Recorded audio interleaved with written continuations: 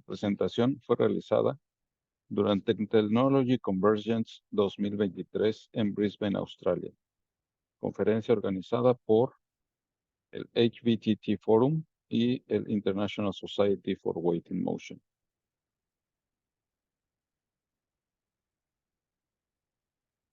El tema, frenado auxiliar, una propuesta de estándar basado en desempeño.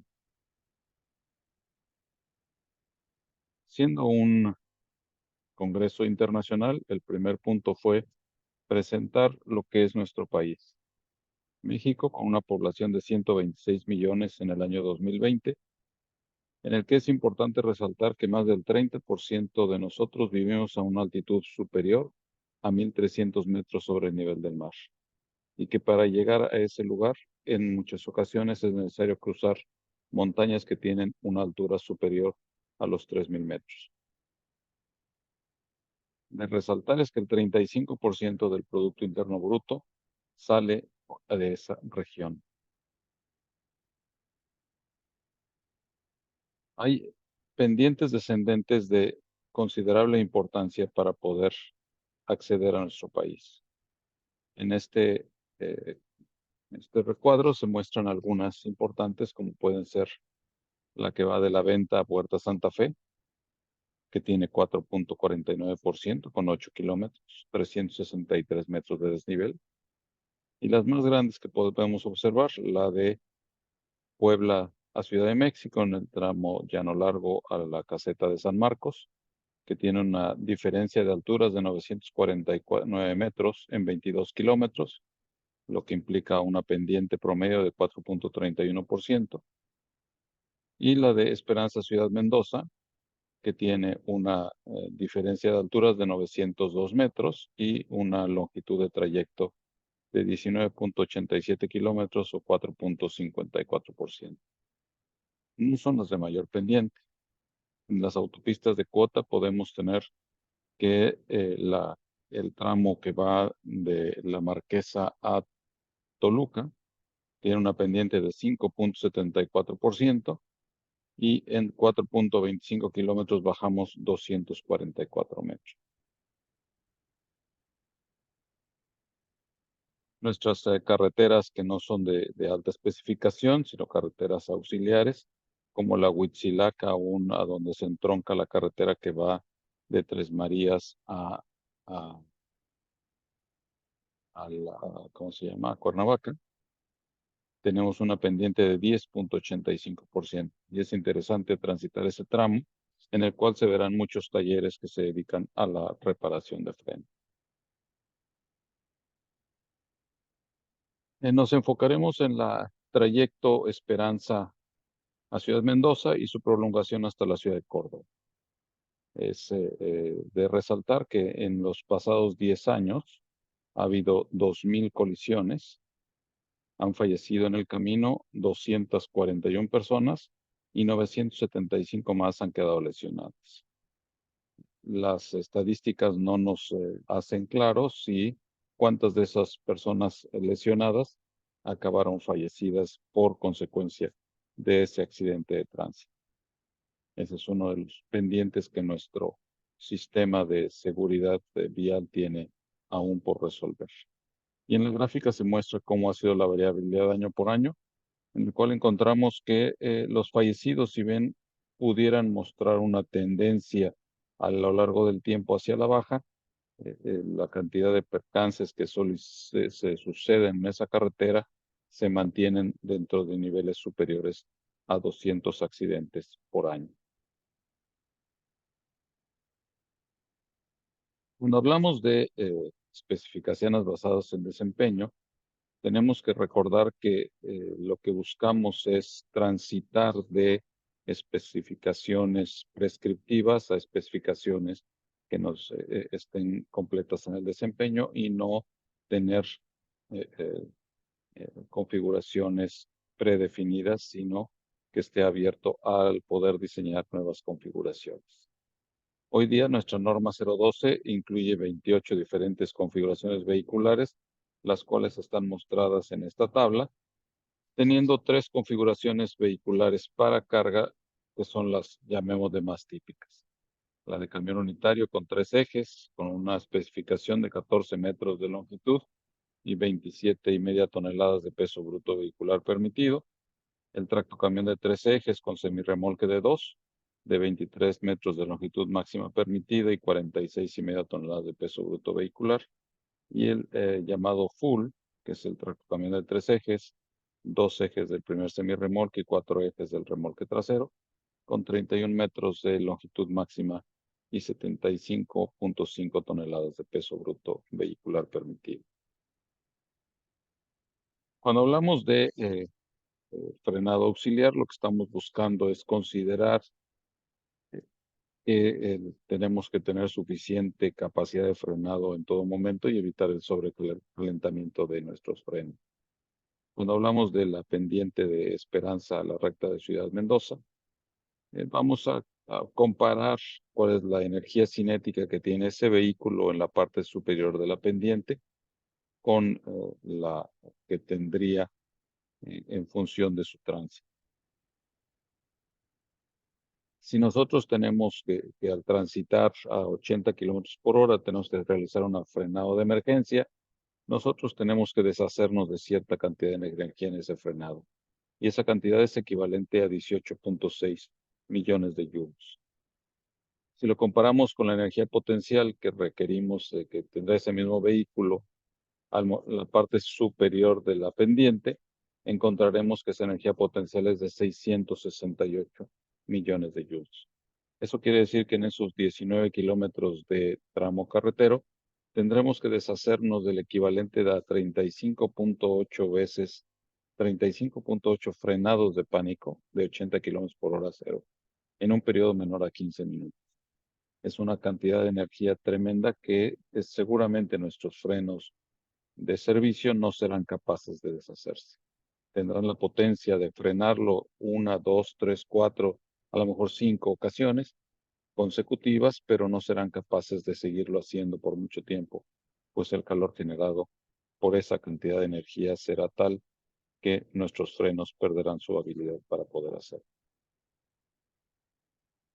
Cuando hablamos de frenado auxiliar, tendremos que hemos consultado las publicaciones que existen y el Consejo de Mantenimiento de Tecnología de la American Trucking Association, en su práctica recomendada 636, nos incluye una fórmula que puede utilizarse para determinar la potencia que se requiere que sea absorbida por el vehículo de tal forma de mantener una velocidad determinada.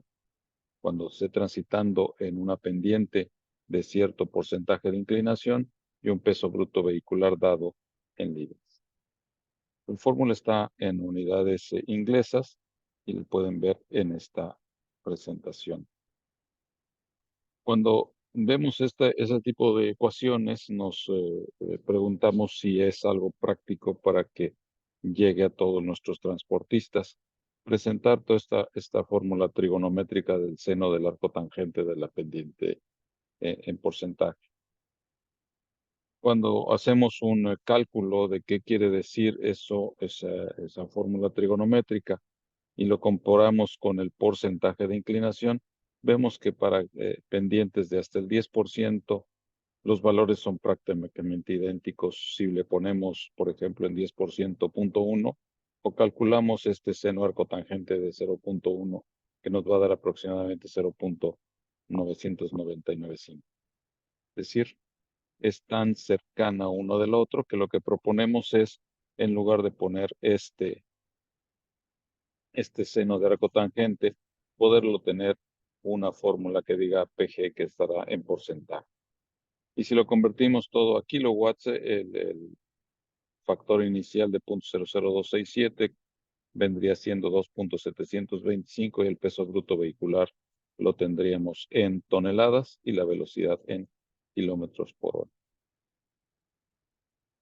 Ahora bien, puede haber algunos factores que hagan que nuestros vehículos naturalmente se enfrenen, como es el coeficiente o la fuerza aerodinámica.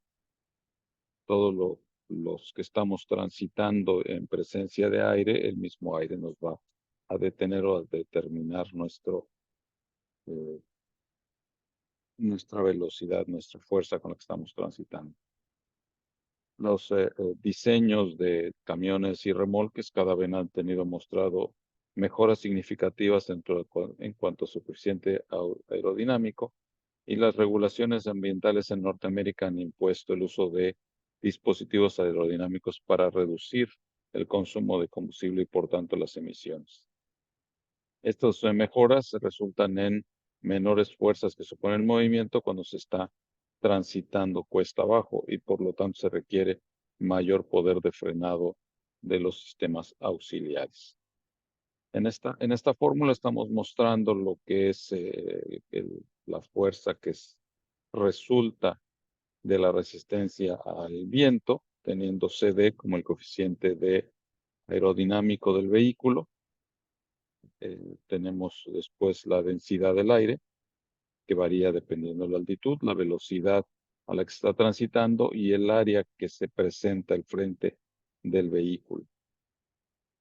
Por tanto, si tenemos dos configuraciones básicas mostradas aquí, una primera con un semirremolque con cajas secas, tendremos mucho mayor eh, fuerza respecto de un semirremolque que va cargado con plataformas con una baja carga, en el cual en el caso de las plataformas lo único que se opone al movimiento es la configuración del tracto camión, y en el caso del full con cajas secas lo que se opone al movimiento es el área completa de las cajas secas, que es mayor a la del tracto.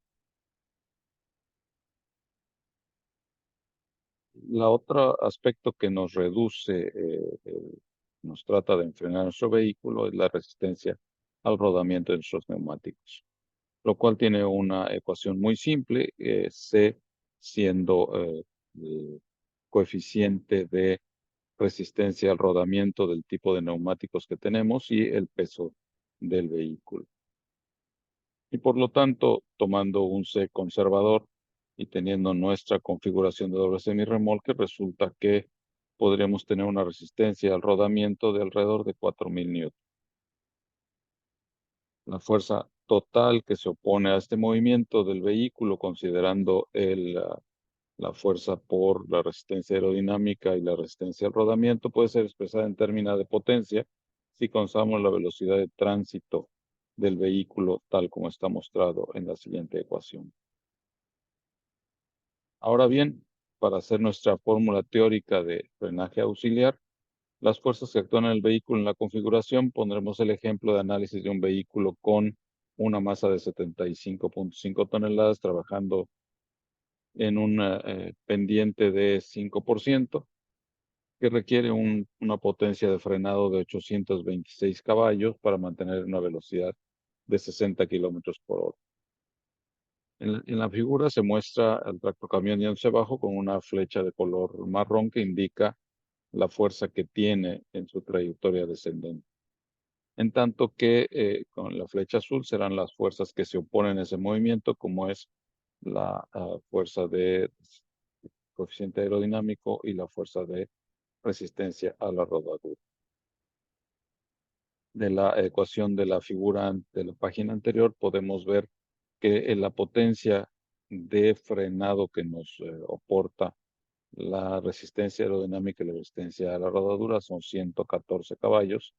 Y si comparamos esos 114 caballos con los 826 HP, nos resulta que requerimos, es más aproximadamente, significan el 14% de la potencia que se requiere para poder mantener la velocidad constante. Si tuviéramos una configuración de plataformas con carga baja, sería un 13%. Y por tanto, la forma teórica que proponemos para ser utilizada es la que mostramos anterior, afectada por un punto 87, de tal forma de que la potencia que se requiere del sistema auxiliar sea menor a ello. Si por alguna razón tenemos algunas otras configuraciones diferentes que pudieran presentar mayores resistencias al rodamiento o mayores resistencias por su forma en cuanto a aerodinámica, entonces este punto 87 pudiera ser modificado, pero tendría que ser soportado por quien hace la propuesta de configuración vehicular.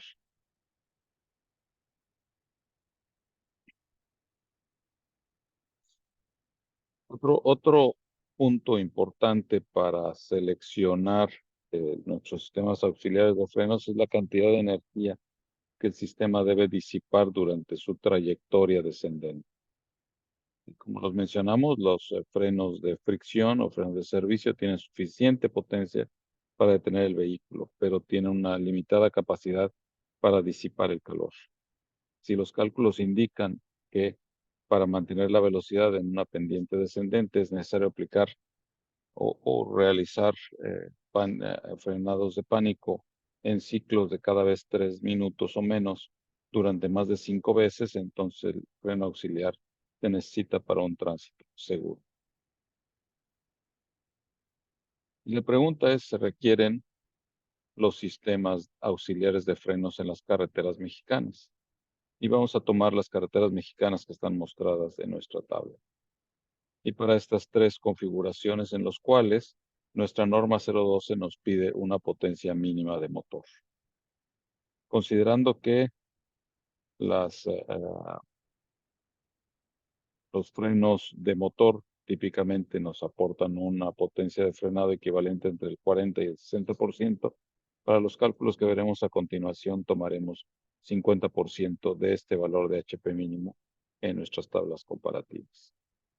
Y la trayecto carretero que vamos a analizar será el de Esperanza a Ciudad Mendoza, transitando a una velocidad de 60 kilómetros por hora.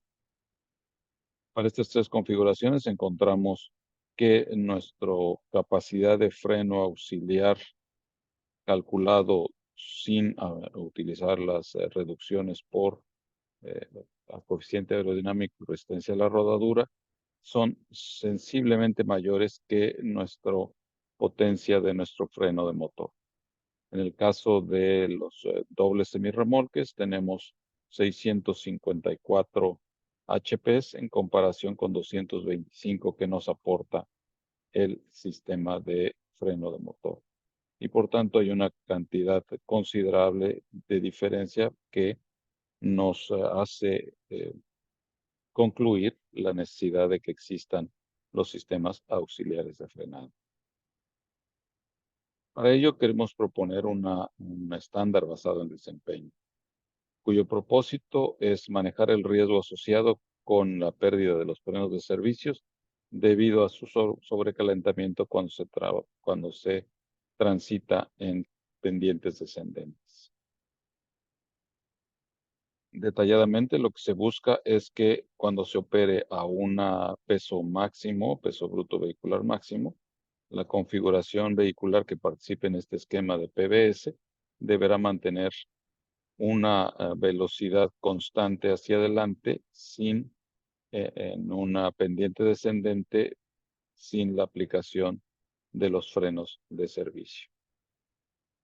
Como valores de desempeño, lo que se busca es bajo tres diferentes tipos de carretera, las CTIA, las B y las C y las D, tengamos una pendiente predeterminada, una longitud de camino predeterminada y un desempeño establecido en velocidad. Por tanto, si tenemos una carretera ETIA, requeriremos un sistema de freno auxiliar que sea capaz de mantenernos una velocidad de 60 kilómetros por hora en una pendiente del 5% durante 10 kilómetros. Y así sucesivamente. El procedimiento de prueba puede ser realizado físicamente, es decir, es una carretera y correr las pruebas, o también se permite que se haga mediante métodos numéricos. Y para hacerlo mediante métodos numéricos están las ecuaciones que han sido propuestas en páginas anteriores. ¿Cuál es nuestra propuesta de recomendación?